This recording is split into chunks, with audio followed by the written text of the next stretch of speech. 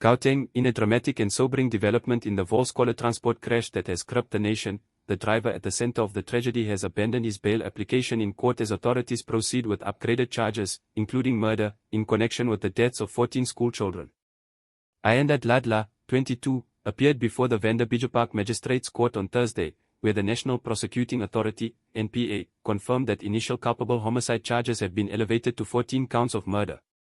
Prosecutors say evidence in the case supports the more serious charges.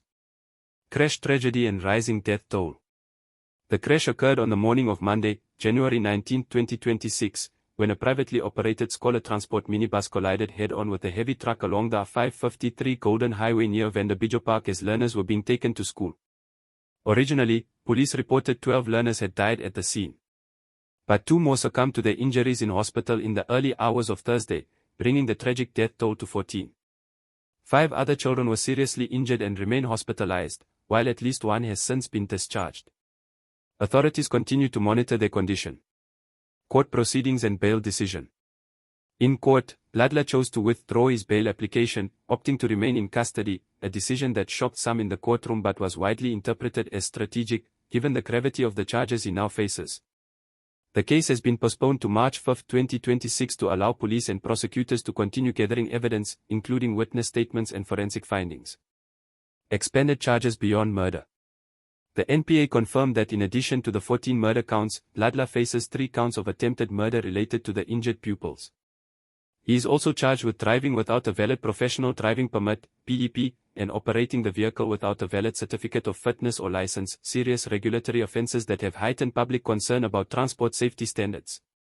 Officials say Dladla's PDP had expired in November 2025, meaning he was not legally authorized to be transporting passengers for reward at the time of the crash, raising questions about compliance within the informal scholar transport sector. Community reaction and national outcry. Outside court, community members, families of victims, civil society organizations, and political groups gathered, condemning reckless driving and calling for justice and improved safety on South African roads. Many held placards and spoke passionately about the need for accountability at all levels.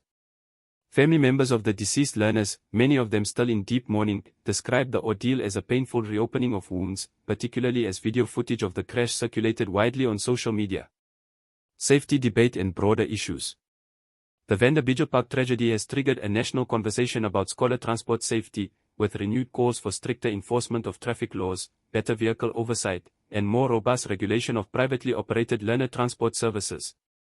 Advocates argue that the collision underscores deep systemic issues that extend beyond any single individual, from expired permits to inadequate road safety measures.